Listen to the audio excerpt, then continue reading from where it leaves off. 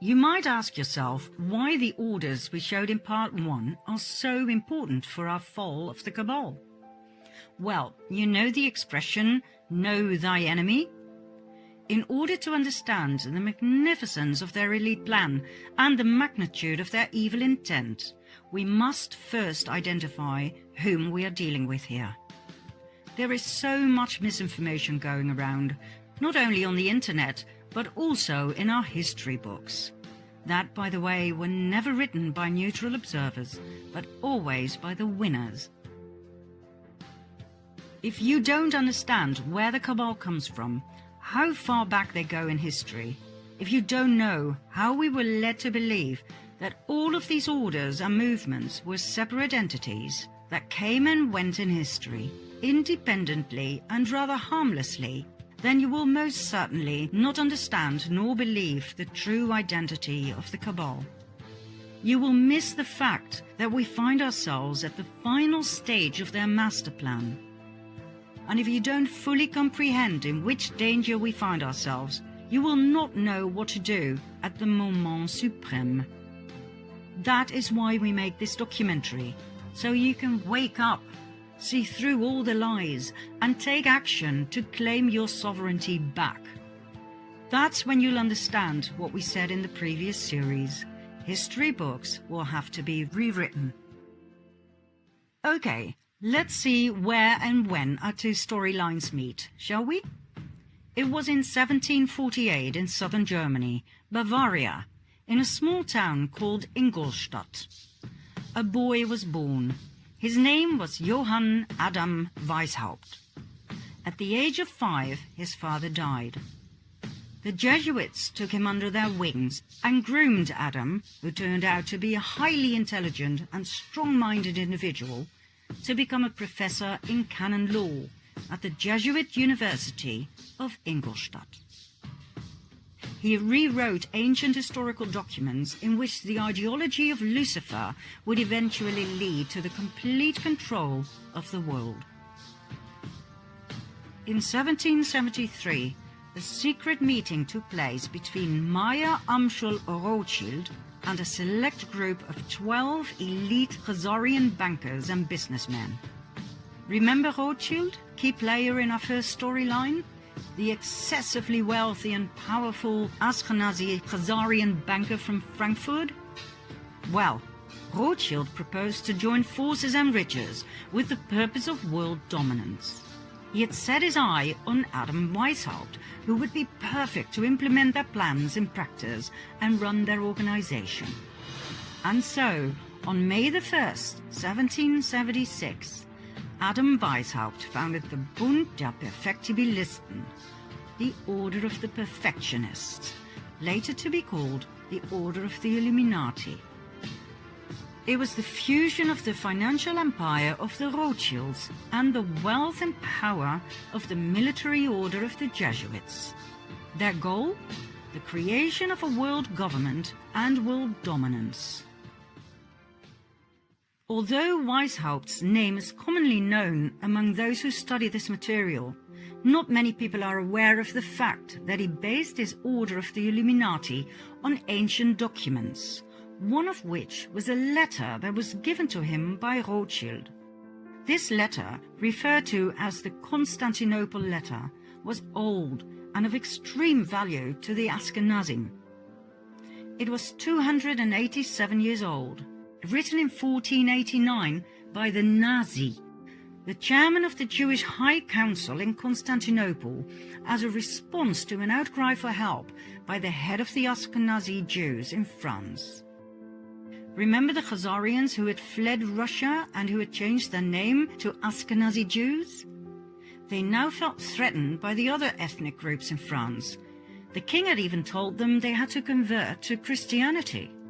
The reply of the Nazi in the Constantinople letter was as follows. As for what you say that the King of France obliges you to become Christians, do it. since you cannot do otherwise, but let the law of Moses be kept in your hearts. As for what you say about the demand to despoil you of your goods, make your sons merchants, that little by little they may despoil the Christians of theirs. As for what you say about their making attempts on your lives, make your sons doctors and apothecaries, that they may take away Christian lives. As for what you say about their destroying your synagogues, make your sons canons and clerics, in order that they may destroy their churches. As for the many other vexations you complain of, arrange that your sons become advocates and lawyers, and see that they always mix themselves up with the affairs of state, in order that by putting Christians under your yoke, you may dominate the world and be avenged on them. Do not swerve from this order we give you, for you will find by experience that, humiliated as you are now, you will reach the actuality of power. In other words, they were told to fake a make-believe conversion and to infiltrate every aspect of society: commerce, medicine, religion, and legislation, with the sole purpose of revenge and destruction. How Khazarian. Adam Weishaupt founded the Order of the Illuminati in 1776, financed by the Rothschilds, based on this letter, that, by the way, was based on an even older document, more about which in part 4. 1 year later, in 1777, Weishaupt joined the Grand Orient Masonic Lodge. He made over 2,000 Jesuits head of the many lodges across the world, thus establishing a massive empire of power, in which the Jesuit order was the spider in the web.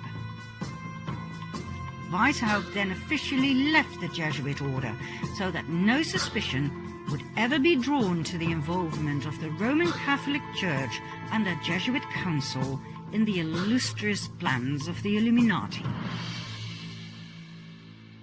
The Rothschilds used their riches to finance wars, as they had found out that by financing both sides of each and every war, they would always win financially. They knew no scruples, no mercy. The alliance of the Luciferian Khazars and the Jesuit order had only just begun. Their goals? Personal gain, wealth, and power. The submission of the royal families. The annihilation of the infidels. Protestants, Calvinists, atheists, Muslims, Jews. In other words, the destruction of all religions except the Roman Catholic faith. The destruction of all governments. World dominance of the Pope. And revenge. Revenge on each and every one who had ever betrayed them. Revenge on Russia, first and foremost, the country that had expelled the Khazars. But not only that. Remember the vengeance of the Jesuits on the Pope, who had betrayed them? Well, they weren't done just yet. For the European kings of France, Spain, England, Austria, and so on, who had banned the Jesuit order, were about to have a taste of their wrath. The first pawn the Illuminati alliance put forward was Napoleon Bonaparte. The fact that the French Revolution was indeed orchestrated by elite secret societies was documented and proven by the French Jesuit Augustin Baruel. He wrote an influential account in which he focused in particular on Adam Weishaupt, founder of the Order of the Illuminati. According to Baruel, the French Revolution was orchestrated by Freemasons and philosophers like Voltaire and Montesquieu. We'll get back to Baruel in a later stage, so remember his name. Napoleon's advisor was a Jesuit, Emmanuel Sillet.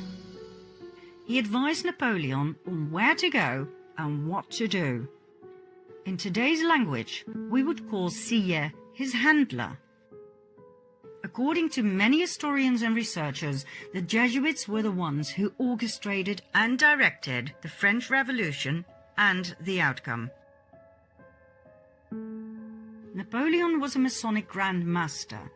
He was chosen and initiated by the order to play a key role in their planned revolution. Napoleon's brother, Louis Bonaparte, was made Grand Master of the Grand Orient of France.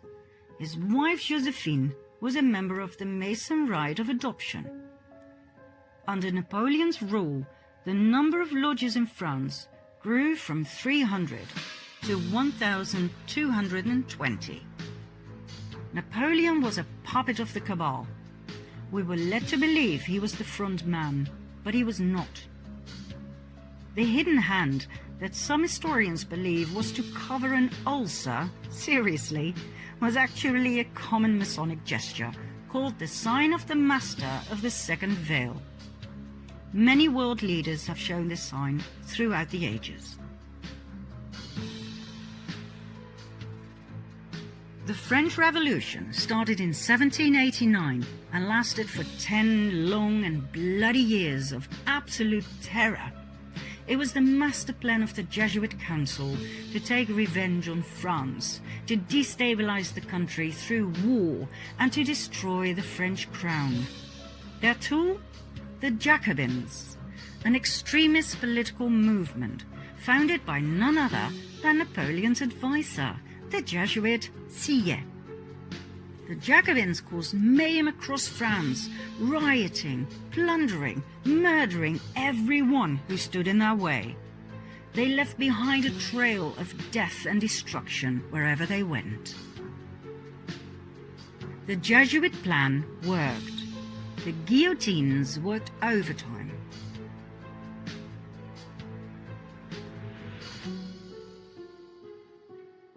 The Jesuit order is the most dangerous of all orders. It has caused more harm than all other orders. The doctrine of the Jesuits entails that their supreme general is the sovereign of sovereigns and master of the world.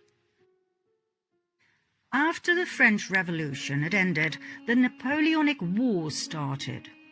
They caused even more instability and destruction, not only to France, but to the many countries Napoleon invaded: Austria, Russia, England, Prussia, Portugal, and Spain, where the royal family was kicked out and Napoleon's older brother was put on the throne. Each and every country that had once banned the Jesuit order and the Khazarian Ashkenazi Jews was now in ruins. This was one of the order's most dominant passions: revenge. During the Napoleonic Wars, the Illuminati alliance deployed their most successful strategy. They financed both the French and the English army. It simply didn't matter who won. War was an absolute revenue model. It was the Duke of Wellington who fought Napoleon and who defeated him at the Battle of Waterloo in 1815. Nathan Rothschild, a brilliant and ruthless businessman, had his spies at Waterloo, and he had a private courier system, as he knew that fast communication was vital in business. When it was clear that Napoleon had been defeated, the message was immediately sent to Rothschild, who received the news 2 days prior to anyone else. He then made a brilliant move at the London Stock Exchange. Instead of buying English bonds, the gilts, he sold those he had. The other traders noticed and drew the erroneous conclusion that Napoleon must have won the war. They immediately sold their bonds as well, causing the gilt price to drop dramatically. That was the moment Rothschild made his move. He bought all the gilts he could lay his hands on at a very low price. By the time the others had noticed and frantically started buying again, Nathan Rothschild was excessively rich. The King of England, George III, was now heavily indebted to Nathan Rothschild, who had financed his wars. Not only had the king to pay back his debts, he had to pay interest on top of it. He was now in the pocket of the Rothschilds. I care not what puppet is placed on the throne of England to rule the empire. The man who controls Britain's money supply controls the British Empire, and I control the money supply. Next, 1914. The Illuminati alliance, that we shall refer to as the Cabal from now on, simply because it's short and to the point, caused World War I, a war initially solely between Austro-Hungary, a dual empire of Austria and Hungary on the one side, and Serbia on the other. What happened? The ruler of Austro-Hungary, Emperor Franz Joseph I, had no successor to the throne, as his only son had committed suicide. His nephew, Franz Ferdinand, became heir to the throne. But his ideas about politics were very different from his uncle's. Franz Ferdinand wanted to decentralize. He wanted autonomy for the various ethnic groups. He wanted to incorporate Serbia into the dual empire as a political entity equal to Hungary and Austria. He was a thorn in the eye of his uncle, the emperor. Although raised in the Jesuit image of his father and uncle, he had a mind of his own. He refused to adopt his uncle's political vision, and he married the woman he loved, which was so not done within the elite. At the time of extreme internal unrest, the emperor sent his nephew to the border with Serbia, where he and his wife Sophie were murdered. According to the official narrative, it was the Serbian Gavrilo Princip who pulled the trigger, and so Austro-Hungary declared war on Serbia. Germany joined forces with Austro-Hungary. England, France, Russia, and later Italy, Romania, Bulgaria, and former Turkey, the Ottoman Empire, came to the aid of Serbia. We all know the results. 4 horror years in trenches, 9 million killed. Germany was in ruins, and that was precisely what the Jesuits had aimed for, as Germany was mostly Protestant. You may remember what it said in the Jesuit oath about Protestants. They would do absolutely anything to destroy their horrible race forever. Some historians may question or even deny the Jesuit background of the rulers of Austro-Hungary, which is odd, as they were prominent members of several Jesuit suborders, such as the Supreme Order of Christ. Emperor Franz Joseph was so high up in the Jesuit council that he was authorized to grant titles such as Prince and Grand Master. In 1880, for instance, he granted this title of Prince of the Holy Roman Empire to the Grand Masters of the Order of Malta. He even founded his own order, the Imperial Austrian Order of Franz Joseph. I promise to go deeper into these orders, plus the evidence of their Jesuit connection, in a later episode. For now, we'll leave it here, as we don't want to get lost in history. After all, we still have to cover the Russian Revolution and World War II in a way it wasn't brought to you in school, I promise.